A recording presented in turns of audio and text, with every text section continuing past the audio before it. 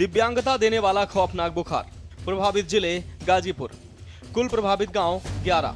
दिव्यांग हुए मरीज 43 बच्चे और युवा। मुख्य लक्षण तेज बुखार, शरीर में झटके, अंगों का शून्य होना। जांच टीम गठित, गांव में मेडिकल कैंप।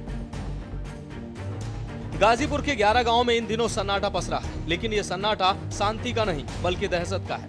एक ऐसी बीमारी जिससे खेलते बच्चों की जिंदगी की रफ्तार थाम दी है। लक्षण मामूली लगते हैं, हल्का बुखार और फिर शरीर में तेज झटके, लेकिन इसके बाद जो होता है वो किसी बुरे सपने से कम नहीं। देखते ही देखते मरीज का शरीर साथ छोड़ देता है और वो दिव्यांगता का शिकार हो जाता है। तो वो जो चीज जो बताई गई है, इसी के लिए मैंने कहा आपसे कि इसमें कई अलग रीजंस हो सकते हैं।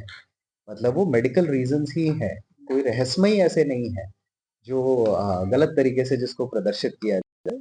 उसमें रीजंस कुछ भी हो सकते हैं, जैसे बच्चे को बीमार हुआ, किसी कारणवश बीमार हुआ। जैसे पहले जब लगभग 8-10 साल पहले ये स्थिति थी कि कई जिलों में जेईई और एईएस के भी कई बच्चे पाए जाते थे, जिसकी वजह से होती। तो जो लोगों को जो उन्होंने उपलब्ध कराई थी, उसमें हमने कई बच्चों के देखे थे जिसमें 10 वर्ष से ऊपर के भी बच्चे थे। तो वो एक ऐसी बीमारी थी जिसकी वजह से कई बच्चों में समस्या होती थी, जिसपे काफी जब सफाई अभियान और ये सब स्वच्छ भारत अभियान और ये सब चला, तो उसको काफी हद तक हम लोग इराडिकेट करने में सफल रहे हैं। इराडिकेट नहीं, मतलब नियंत्रण करने में हम लोग सफल रहे हैं। परंतु ये जो बच्चे हैं, क्योंकि इतने सालों वर्ष बाद भी बताया गया है कि वो है, कोई नई बीमारी एज सच उनके समक्ष नहीं प्रस्तुत हुई है, फिर भी मेडिकल टीम ने बोला है कि आप वहां जाके पुनः एक बार उस गांव में जाके चेक करें, रादर देन कि अलग अलग जगह पे। एक पर्टिकुलर गांव में, जिस गांव में समस्या है, ये भी संभव हो सकता है कि उस गांव में कोई अन्य बीमारी की वजह से हुआ। गंभीर बीमारी और बड़े सवाल। जब गांव में एक कर बच्चे दिव्यांग हो रहे हैं, तब स्वास्थ्य विभाग की अर्ली वार्निंग यूनिट क्या कर रही थी? क्या विभाग को 43 बच्चों के अपंग होने का इंतजार था? 11 गांव में बीमारी फैल चुकी है, लेकिन जांच टीम अब गठित की गई है। क्या प्रशासन के पास इलाकों में फैलने वाली बीमारियों की निगरानी का कोई पुख्ता तंत्र नहीं है?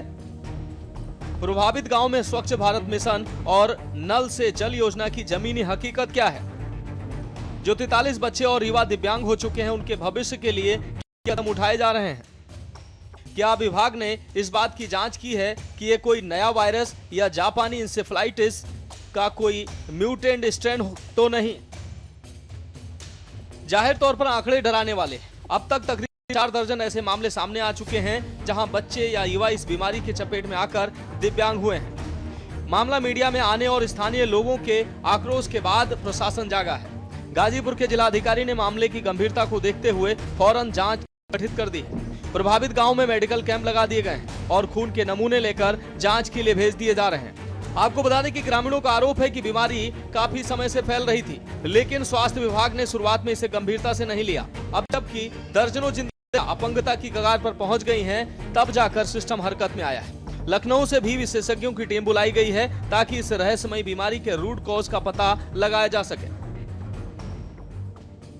कई साल से मेरी नजर में था कि बच्चे विकलांग हैं, लेकिन मैंने भी सामान्य लोगों की नजरों से देखा कि विकलांग तो बहुत लोग होते हैं।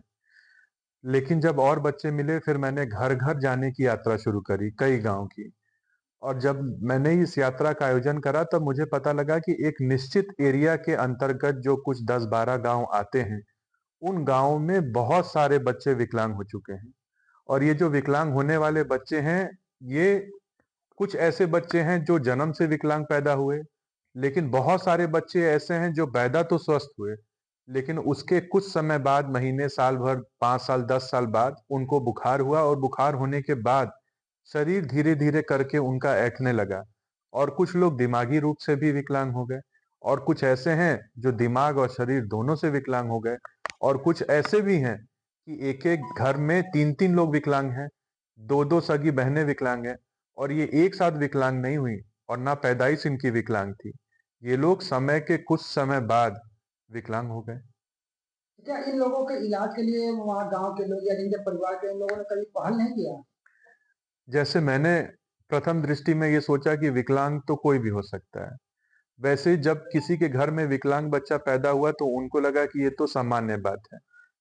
जब अब लोगों ने देखा है कि सिर्फ हमारे या बगल वाले के घर में नहीं, आसपास के गांव में बहुत सारे लोग विकलांग हैं, तब इस बात की चर्चा हुई कि नहीं, ये तो कुछ अलग ही चीज है। तो ऐसे में कितने बच्चे होंगे इस तरफ से? मेरी जानकारी में मैं अकेला आदमी, ना मेरे पास पावर है किसी तरह का, ना कोई टीम है। मैंने खुद से जो घर घर जाकर के सर्वे किया, लगभग 50 के करीब तो फोटो, नाम, नंबर के साथ मेरे पास लिस्ट मौजूद है उन बच्चों की जो विकलांग हो चुके हैं। और ये सारे बच्चे 18 वर्ष से कम उम्र के लोग हैं। अगर उस लिस्ट में मैं 18 प्लस वालों को जोड़ दूं तब तो न जाने कितनी बड़ी लिस्ट हो जाएगी। और मुझे संभावना है कि उन गांवों में जहां मैं गया हूं, उसके अलावा भी उनके अगल बगल जो गांव है, अगर उसमें भी सर्वे करा लिया जाए तो बहुत सारे बच्चे निकल कर। क्या ये कोई नया वायरस है या फिर जापानी इंसेफेलाइटिस का कोई बदला हुआ रूप? बहरहाल इन 43 परिवारों के लिए तो जैसे दुनिया ही ठहर गई है। अब सबकी नजरें स्वास्थ्य विभाग की रिपोर्ट पर हैं, ताकि और बच्चों को इस खौफनाक बुखार की बलि चढ़ने से बचाया जा सके। स्पेशल डेस्क के न्यूज इंडिया। लेकिन आपके और मेरे घर में रहने वाली नहीं।